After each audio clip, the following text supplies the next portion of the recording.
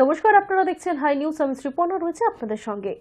আজিকর কাণ্ডের প্রতিবাদে সরব শিল্পীদের একাংশকে বয়কটের ডাক ঘিরে এবার অভিষেক বন্দ্যোপাধ্যায়ের অবস্থানকে চ্যালেঞ্জ ছুড়ে দিলেন কুণাল ঘোষ।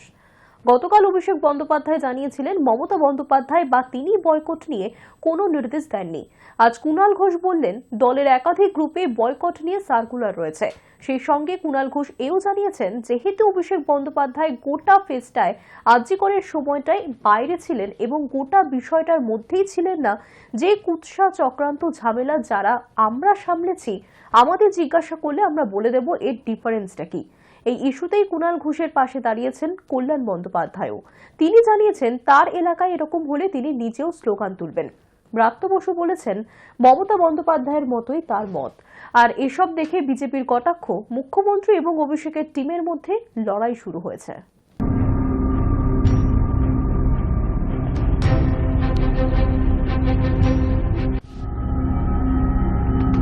মমতা বন্দ্যোপাধ্যায় কিছু বলেছে? দলের তরফ থেকে আমি পার্টির জেনারেল সেক্রেটারি কিছু বলেছি না। দলের একাধিক গ্রুপে এ বিষয়ে সার্কুলার আমি দেখেছি, একাধিক গ্রুপে রয়েছে এবং দলের নির্দেশ বলে রয়েছে অভিষেক বন্দ্যোপাধ্যায় এই গোটা ফেজটায় আরজি করার সময়টায়, যেহেতু সেই সময়টা তিনি বাইরে ছিলেন এবং গোটা বিষয়টার মধ্যে ছিলেন না, যে কুৎসা চক্রান্ত ঝামেলা যারা আমরা সামলেছি, আমাদের জিজ্ঞাসা করলে আমরা বলে দেবো এই ডিফারেন্সটা কি। দিদি তো দিদির মতো রয়েছে, মুখ তো খুলেছিলাম আমি আর কুণাল। মমতা বন্দ্যোপাধ্যায়ের বিরুদ্ধে যারা কুৎসা রটিয়েছে সেই সব শিল্পীদের না ডাকা উচিত। আর আমার কনস্টিটুয়েন্সির মধ্যে কোথাও ডাকলে আমি নিজে যে তার সামনে দাঁড়িয়ে স্লোগান তুলি। দ্বিতীয় হুগলি সেতুতে বেনজির সংঘাতে রাজ্যের মন্ত্রী এবং বিজেপি সাংসদ। দ্বিতীয় হুগলি সেতুতেই উত্তপ্ত বাদানুবাদ, গালিগালাজ, হামলার অভিযোগ। নিয়ম ভেঙে বেপরোয়া গতিতে যাচ্ছিল অভিজিৎ গঙ্গোপাধ্যায়ের গাড়ি। প্রতিবাদ করাতেই গাড়ি থেকে অশ্রাব্য ভাষায় গালিগালাজের অভিযোগ। তমলুকের বিজেপি সাংসদের বিরুদ্ধে অভিযোগ দায়ের করলেন রাজ্যের তথ্য প্রযুক্তি মন্ত্রী। পাল্টা বাবুলের বিরুদ্ধে চড়াও হওয়ার অভিযোগ অভিজিৎ গঙ্গোপাধ্যায়ের। বাবুলের বিরুদ্ধে গালিগালাজ, হামলার অভিযোগ তমলুকের বিজেপি সাংসদের।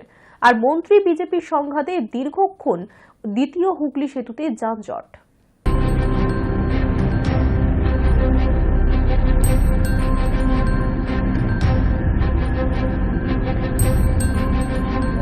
অবস্থায় গাড়ি চালাচ্ছিলেন।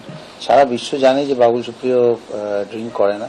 নিজেই গাড়ি চালাচ্ছিলাম, দেখলাম একটা গাড়ি পেছন থেকে বেশ র্যাশ চালাতে চালাতে প্রচন্ড জোরে হুটার বাজাতে সবাইকে ওভারটেক করে এদিক ওদিক করতে করতে যাচ্ছে, এবং আমার গাড়িটাও যেভাবে ওভারটেক করলেন তাতে আমি ডান দিকে যেভাবে সরলাম একটা বাইককে মেরে দিতে পারতাম, কারণ সব পাশেই কি যেন বলে ডিভাইডার রেলিং গুলো লাগানো ছিল, কাজেই কোনো কেউ যে সরে যাবে তারও জায়গা ছিল না। তো আমি অবভিয়াসলি একটুখানি এগিয়ে গিয়ে দেখলাম একটা গাড়ি যাচ্ছে, এত জোরে হুটার বাজিয়ে, পুলিশের গাড়িও নয় কিছু নয়। তো আমি সাইডে করে যে ড্রাইভারটাকে জানলাটা খুলে আমি চালাতেই বললাম যে ক্যা চালা রো यार, অ্যাক্সিডেন্ট হয়ে যাবে কেসে হোক। তখন দেখলাম পেছন থেকে ওটা ঝুঁকে ওকে চলো বলে এরকম একটা বলছে। তখন আমি ওকে একটুখানি সাইড করে দিলাম যে আমি নেবে। আমি বলছি ভাই এত জোরে হুটার চালাচ্ছ, এত তারা কিসের ব্যাপার? আজকাল অনেক কিছু হচ্ছে, যেটা আমি কি হয়েছে দিয়ে পেছনে যখন সামনাটা দিয়ে ঘুরছি তখন দেখি বড় করে লেখা এমপি তমলুক, কি অভিজিৎ গাঙ্গুলি ওখানে রয়েছেন। আমি জাস্ট ওনার সঙ্গে আমার কোনো ব্যক্তিগত কোনো কি বলবো কখনো ইন্টারাকশন কখনো হয়নি। জানলাটা খুলে আমি বললাম যে আপনি ড্রাইভারকে বলুন কিরকম, এটাই বলতে চেয়েছিলাম, কিন্তু উনি শুরু থেকেই একদম অ্যাবিউজিভ হয়ে গেলেন। এবং ব্যক্তিগত আক্রমণ তো বটেই, বাংলায় যেরকম গালাগালি দেয় সেটা তো করলেন। প্রথম থেকেই বললেন যা করেছি বেশ করেছি, যা করার করে নেই। এবারে আমি যখন ফ্যামিলিকে অ্যাবিউজ করলো, আমি বললাম যে আপনি সরি বলুন, আপনি এটা শিক্ষিত যা যে আপনি এভাবে এইরকম গালাগালি কি করে দিচ্ছেন? আপনি আমায় গালাগালি দিচ্ছেন দিন, উনি আমায় যা দিয়েছেন আমিও ভার্বাল অ্যাবিউজ যা হয়েছে, অল্টারকেশন, হিটেড অল্টারকেশন হয়েছে, তার দু একটা আমিও ঘর ওয়াপসি করেছি, ডেফিনেটলি করেছি। কিন্তু ওনার ফ্যামিলিকে আমি কোনোভাবে এই ধরনের ফ্যামিলিকে ইনসাল্ট করে কোনো গালাগালি করিনি। বারবার ভেতর থেকে ঠেট করছেন তুই এখানে দাঁড়া, দেখ তোর আমি কি করি। সিআরপিএফ কে বলছেন ওকে অ্যারেস্ট করো। সামনে যেটা আমি ওনাকে বললাম যে আপনি যে বিকনটা লাগিয়েছেন রেড অ্যান্ড ব্লু, সেটাও ইলিগাল, ওটা পুলিশের বিকন। উনি আমায় বললেন যে বিকনের স্পেলিং বলতে পারবি, do you know what is the spelling of beacon? তখন আমি ওনাকে বলি যে ডোন্ট বি।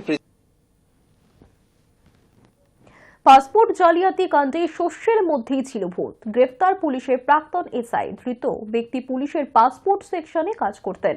1 বছর আগে অবসর নিয়েছেন আব্দুল হাই। গতকাল উত্তর 24 পরগনা জুড়ে তল্লাশি চালায় কলকাতা পুলিশের গোয়েন্দা বিভাগ, আর সেই তল্লাশিতেই ধরা পড়ে আব্দুল হাই।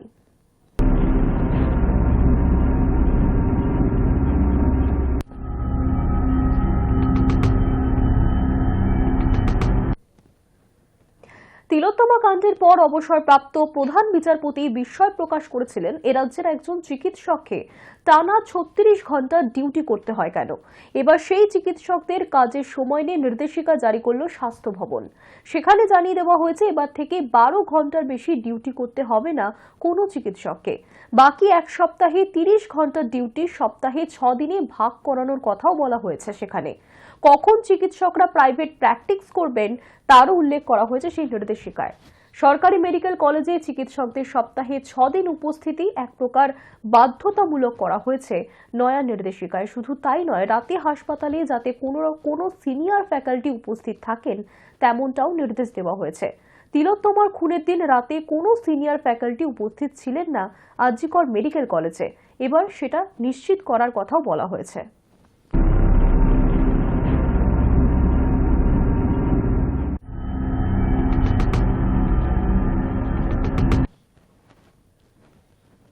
শনিবার ৭ সকালে এক যুবকের দেহ উদ্ধার খাস কলকাতায়। রেসকোর্স এলাকা থেকে দেহটি উদ্ধার করেছে পুলিশ। খুন নাকি আত্মহত্যা তা নিয়ে ইতিমধ্যেই ধোঁয়াশা রয়েছে। প্রাথমিক অনুমান আত্মহত্যা করেছেন ওই ব্যক্তি। ঘটনায় তীব্র চাঞ্চল্য এলাকায়। পুলিশ সূত্রে জানা গিয়েছে মৃতের নাম শামশাদ। এলাকায় অস্থায়ী কর্মী হিসেবে কাজ করতেন তিনি। শনিবার ৭ সকালে রাস্তার ধারে টিনের শেডের একটি অংশ থেকে গামছা জাতীয় কিছুর সঙ্গে তার দেহ আধঝোলা অবস্থায় দেখতে পান স্থানীয় বাসিন্দারা। পুলিশ এসে দেহ উদ্ধার করে হাসপাতালে পাঠিয়েছে। আত্মহত্যা মনে করা হলেও সমস্ত দিক খতিয়ে দেখছে পুলিশ।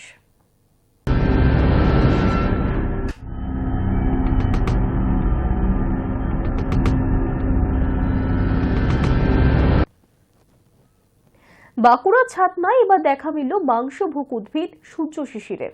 অ্যামাজনের জঙ্গলে এতদিন যে উদ্ভিদের দেখা পাওয়া যেত সেই উদ্ভিদ দেখা গেল বাঁকুড়ার ছাতনায়।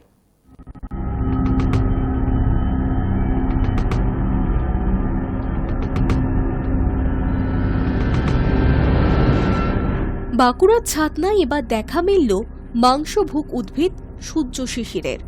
অ্যামাজনের জঙ্গলের এই মাংসভোগ উদ্ভিদের দেখা গেল বাঁকুড়ার ছাতনায়।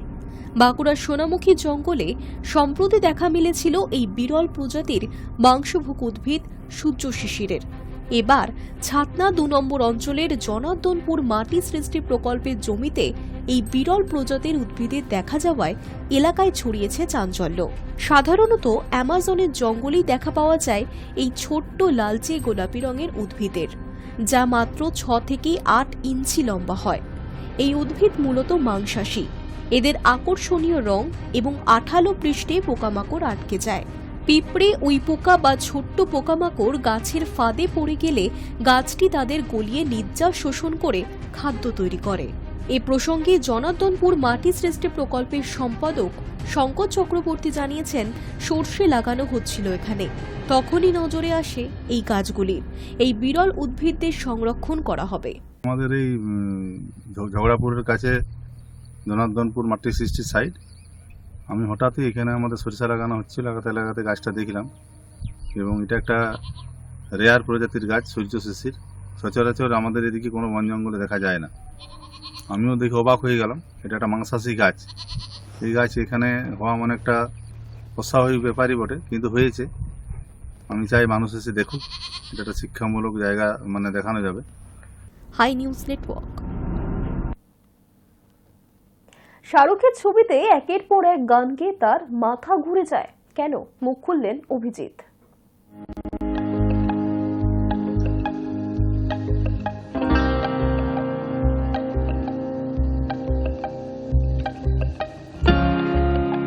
গায়ক অভিজিৎ ভট্টাচার্যের সঙ্গে শাহরুখ খানের মতানৈক্য বিভিন্ন সময় চর্চায় উঠে এসেছে। অনুরাগীরা চাইলেও দুই শিল্পীর মধ্যে সুসম্পর্ক নেই বলেই শোনা যায়। বিষয়টি নিয়ে তাঁর মনোভাব ব্যক্ত করেছেন অভিজিৎ।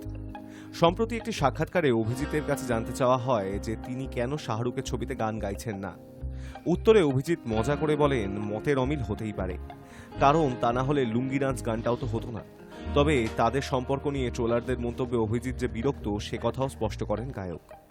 একসময় শাহরুখের ছবিতে গান গেয়েই খ্যাতির শীর্ষে চলে আসেন অভিজিৎ। তিনি জানান, শাহরুখের হাত ধরে সাফল্যের স্বাদ পাওয়ার পর তার কাণ্ডজ্ঞান হারিয়েছিল। গায়ক বলেন, ইয়েস বসের পর আমার মাথা ঘুরে গিয়েছিল। বেছে বেছে কাজ করছিলাম, ভালো গান নির্বাচন করছিলাম, এমনকি কাজ কমানোর জন্য মিথ্যা কথাও বলতাম। কিন্তু শাহরুখের কণ্ঠ হিসেবে আমি খুব খুশি ছিলাম। অভিজিৎ আরও জানান, শাহরুখের জন্য গান গাওয়ার পর সেই সময় তিনি অন্য তারকাদের জন্য গান গাওয়া প্রায় বন্ধই করে দিয়েছিলেন। গায়কের যুক্তি, আমি অন্য গানের প্রস্তাব ফিরিয়ে দিতাম, কিন্তু শাহরুখের জন্য গানের প্রস্তাব আসতেই আমি সঙ্গে সঙ্গে রাজি হয়ে যেতাম। শাহরুখের বাদশাহ, ফির ভি দিল হ্যায় হিন্দুস্তানি, চলতে চলতে, অশোকা সহ একাধিক ছবিতে গান গেয়েছেন অভিজিৎ। Hi News network.